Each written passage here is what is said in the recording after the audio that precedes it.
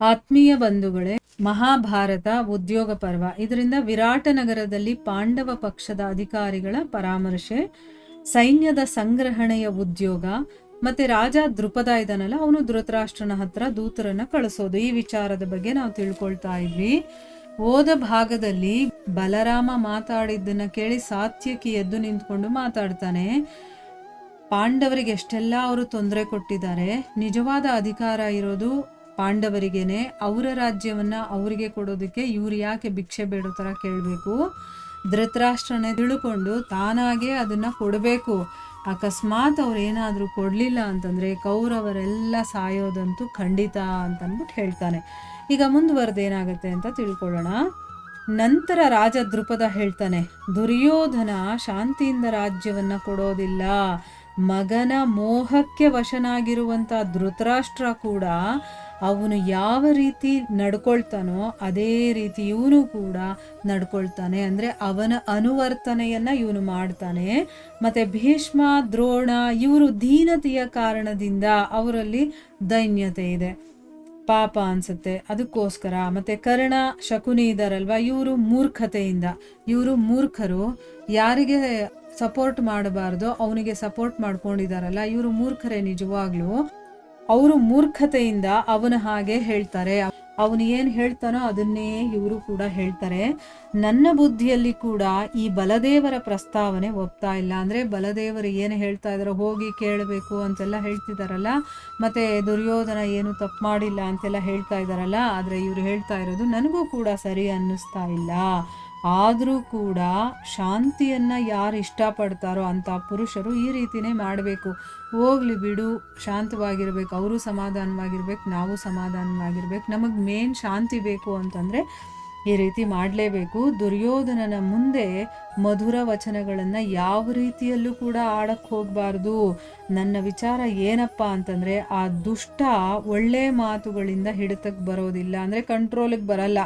ಈಗ ದುಷ್ಟ ಜನರಿಗೆ ಹೋಗಿ ಒಳ್ಳೆ ಮಾತಲ್ಲಿ, ಅಂದರೆ ಮೃದು ಭಾಷೆಯಲ್ಲಿ ಹೇಳಕ್ಕೆ ಹೋದರೆ ಅವ್ರನ್ನ ಶಕ್ತಿಹೀನರು ಅಂತ ತಿಳ್ಕೊಂಡ್ಬಿಡ್ತಾರೆ. ಅಯ್ಯೋ ಇವ್ರಿಗೆ ಏನು ಶಕ್ತಿ ಇಲ್ಲ ಅಂತಂದ್ಬಿಟ್ಟು ಆ ಒಂದು ಮೃದುತ್ವವನ್ನು ತಪ್ಪಾಗಿ ಅರ್ಥ ಮಾಡ್ಕೊಂಡ್ಬಿಡ್ತಾರೆ. ಅವ್ರು ಎಲ್ಲಿ ಮೃದುತ್ವವನ್ನು ನೋಡ್ತಾರೋ ಅಲ್ಲಿ ತನ್ನ ಇಚ್ಛೆ ಪೂರ್ತಿ ಆಗುತ್ತೆ ಅಂತ ತಿಳ್ಕೊಳ್ತಾರೆ.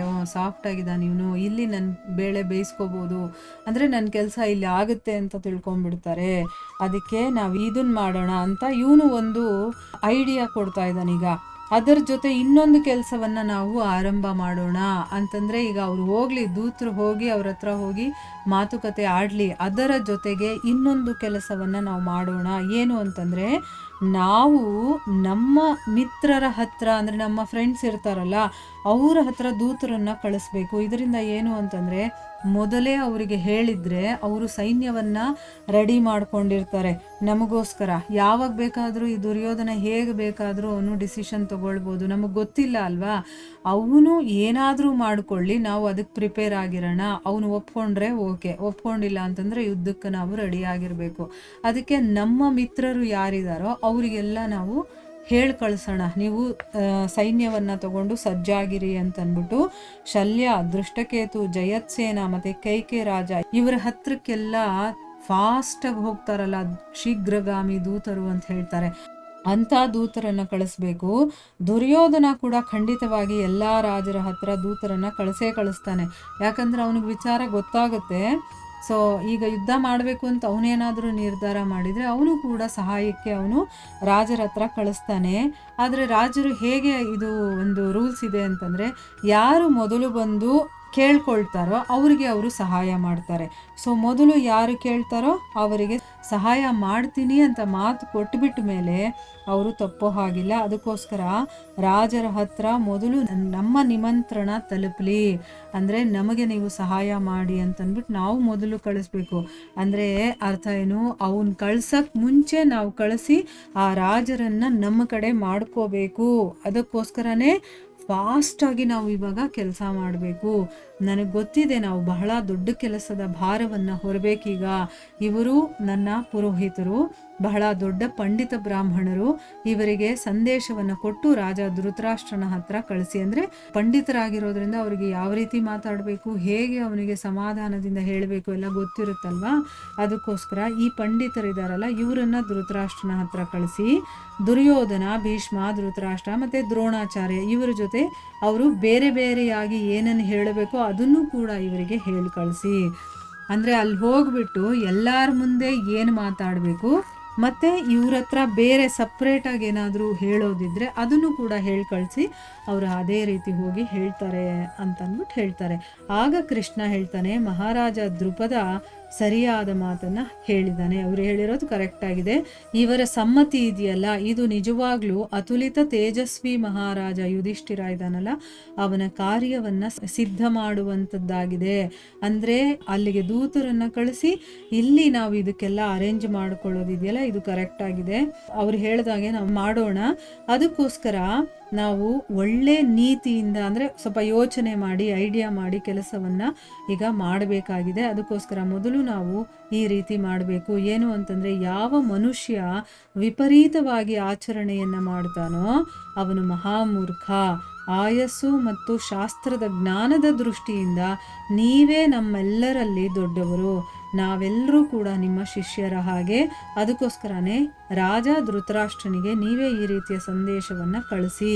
ಅದು ಹೇಗಿರಬೇಕು ಅಂತಂದರೆ ಪಾಂಡವರ ಕೆಲಸ ಅಂದರೆ ಅವರ ಕಾರ್ಯಸಿದ್ಧಿಯಾಗೋ ಹಾಗಿರಬೇಕು. ಅಂದರೆ ನಮ್ಮೆಲ್ಲರ ಪರವಾಗಿ ನೀವೇ ಇವಾಗ ಯಾವ ರೀತಿ ಹೇಳಿದ್ರೆ ಸರಿ, ಏನು ಹೇಳಿದ್ರೆ ಸರಿ ಅಂತ ಒಂದು ಸಂದೇಶವನ್ನು ಅವರಿಗೆ ಕಳಿಸಿ. ನೀವು ಅವರಿಗೆ ಯಾವ ಸಂದೇಶವನ್ನು ಕಳಿಸ್ತೀರೋ ಅದು ನಮ್ಮೆಲ್ಲರಿಗೂ ಕೂಡ ನಿಜವಾಗ್ಲೂ ಒಪ್ಪಿಗೆ ಆಗುತ್ತೆ ಅಂತಂದ್ಬಿಟ್ಟು ಅವನು ಹೇಳ್ತಾನೆ. ಮಹಾರಾಜ ಯುಧಿಷ್ಠಿರ ನ್ಯಾಯಪೂರ್ವಕವಾಗಿ ಸಂಧಿ ಮಾಡಿಕೊಂಡ್ರೆ ಆಗ ಕೌರವರ ಮತ್ತು ಪಾಂಡವರ ಭೀಷಣ ಸಂಹಾರ ಆಗೋದಿಲ್ಲ. ಅಂದರೆ ಯುದ್ಧ ನಡೆದ್ರೆ ಅಂತೂ ಸಾಯೋದಂತೂ ಗ್ಯಾರಂಟಿ, ಎರಡು ಕಡೆಯವರು ತುಂಬ ಜನ ಸತ್ತೋಗ್ತಾರೆ. ಆದರೆ ನಿಜವಾಗ್ಲೂ ಇಲ್ಲಿ ಸಂಧಿ ಆಯಿತು ಅಂತಂದರೆ ಅಂದರೆ ಇಬ್ಬರು ಅದಕ್ಕೆ ಒಪ್ಕೊಂಡ್ರು ಅಂತಂದರೆ ಯಾರ ಸಾವು ಕೂಡ ಆಗೋದಿಲ್ಲ. ಆದರೆ ಮೋಹವಶನಾಗಿ ಅಭಿಮಾನದ ಕಾರಣ ದುರ್ಯೋಧನ ಏನಾದರೂ ಸಂಧಿ ಮಾಡಿಕೊಳ್ಳೋದಕ್ಕೆ ಒಪ್ಕೊಂಡಿಲ್ಲ ಅಂತಂದರೆ ಆಗ ಅವನು ಗಾಂಡೀವ ಧನುರ್ಧಾರಿಯಾದ ಅರ್ಜುನ ಕೋಪ ಮಾಡಿಕೊಂಡ್ರೆ ತನ್ನ ಸಲಹೆಗಾರರು ಸಂಬಂಧಿಕರ ಸಹಿತ ಅವರೆಲ್ಲರೂ ಕೂಡ ನಷ್ಟಭ್ರಷ್ಟರಾಗ್ತಾರೆ. ಅಂದರೆ ಅವನು ಸಂಧಿ ಮಾಡಿಕೊಂಡ್ರೆ ಓಕೆ ಅವನು ಉಳಿತಾನೆ, ಅವ್ರ ಕಡೆಯವರು ಉಳಿತಾರೆ, ಇಲ್ಲ ಅಂತಂದರೆ ಎಲ್ಲರೂ ಕೂಡ ನಾಶ ಆಗಿಬಿಡ್ತಾರೆ ಅಂತಂದ್ಬಿಟ್ಟು ಕೃಷ್ಣ ಹೇಳ್ತಾನೆ. ಇದರ ಮುಂದುವರೆದ ಭಾಗ ಇನ್ನೂ ಇದೆ, ಅದನ್ನು ನಾವು ಮುಂದಿನ ಭಾಗದಲ್ಲಿ ತಿಳ್ಕೊಳ್ಳೋಣ. ಹರೇ ಕೃಷ್ಣ.